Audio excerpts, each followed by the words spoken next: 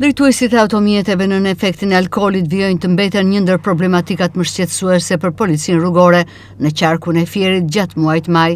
Sipas shefit të qarkullimit rrugor pranë drejtorisë vendore të policisë Fier, Rustem Plaka, gjatë muajit të kaluar janë konstatuar 14 drejtues mjetesh të grup moshës 18-35 vjeç që drejtonin automjetin në gjendje të dehur, prej të cilëve 12 janë arrestuar në flagrancë. Duke bërë një pasqyrë të qartë të masa administrative që janë marrë nga sektori policisë rrugore për muajin maj të këtij viti, janë afërsisht 11.000 masa administrative. Nga këto mund t'i ndajmë kryesisht masa që janë për shpejtësi dhe për pije alkolike.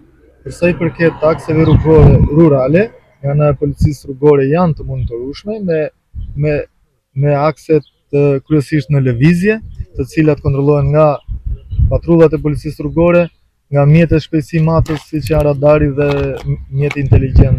Për këtë muaj që kaluan, janë marrë shumë masa kryesisht në këto akse rrugore rurale.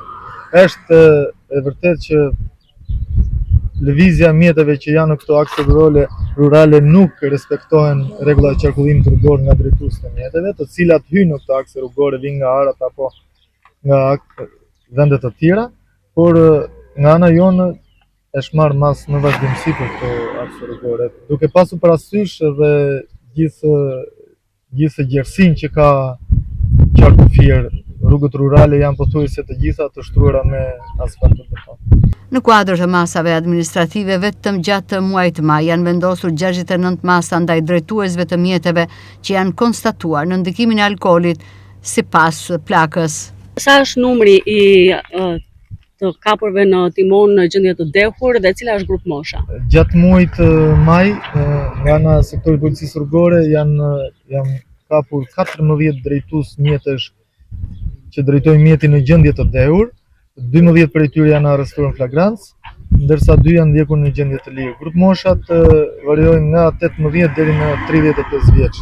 Shefi i qarkullimit ka pohuar gjithashtu se përballë kësaj situate, Departamenti i Sigurisë Publike ka hartuar një plan operacional 3 ditor për goditjen dhe parandalimin e drejtimit të automjeteve në gjendje të dehur, i cili ka sjellë dhe rezultate pozitive në terren.